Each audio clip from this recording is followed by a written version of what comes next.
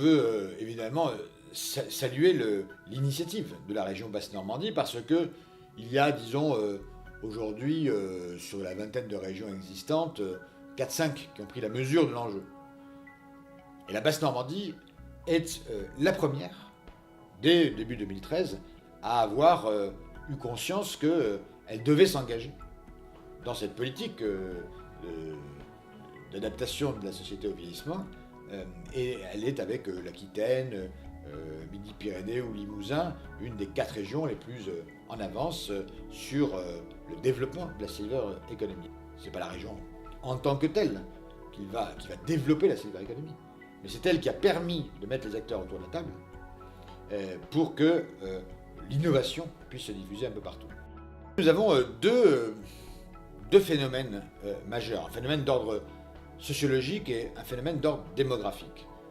Le phénomène d'ordre sociologique, c'est que un retraité averti en vaut 2. Et que pour la première fois, nous avons une génération de seniors qui sait ce que c'est que vieillir. Pourquoi ? Parce que ces seniors-là ont accompagné le vieillissement de leurs propres parents. Et donc les seniors d'aujourd'hui et de demain, ils savent ce que c'est que de devoir trouver une maison de retraite en 4e vitesse, que de devoir financer une aide à domicile, que gérer un parent qui a chuté dans l'escalier. Et donc les seniors de demain, eux, ils ne veulent pas ça pour eux.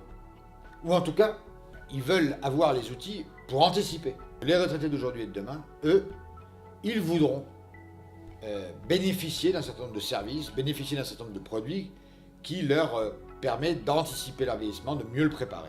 Et c'est comme ça qu'on voit déjà aujourd'hui, partout en France, se développer, se créer des résidences seniors. Parce que des gens estiment, alors qu'ils ne sont pas du tout dépendants, mais ils estiment que pour bien vieillir, ils ne pourront pas le faire chez eux parce que ce chez eux est inadapté ou parce que ce chez eux est un peu isolé. Le deuxième phénomène, il est d'ordre démographique.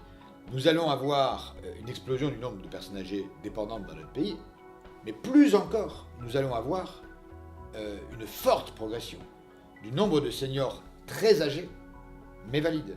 Et ça, c'est un phénomène tout nouveau dans la société française et européenne.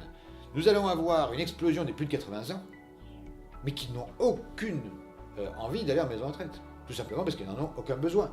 De plus en plus, nous allons avoir des gens de 80, 85 ans, voire même 90 ans, qui vivent chez eux, qui veulent continuer à sortir, qui veulent aller au théâtre, au cinéma, qui veulent continuer à avoir des liens sociaux.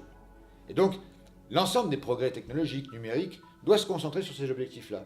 Comment ces personnes-là vont pouvoir se mouvoir dans la ville, comment les villes vont se transformer, comment le mobilier urbain sera adapté, comment le tourisme va s'adapter aussi aux besoins de ces personnes âgées, fragiles, mais qui ne sont pas dépendantes. Voilà, un phénomène sociologique, un phénomène démographique qui conduisent à ce que la silver economy soit aujourd'hui un enjeu absolument majeur.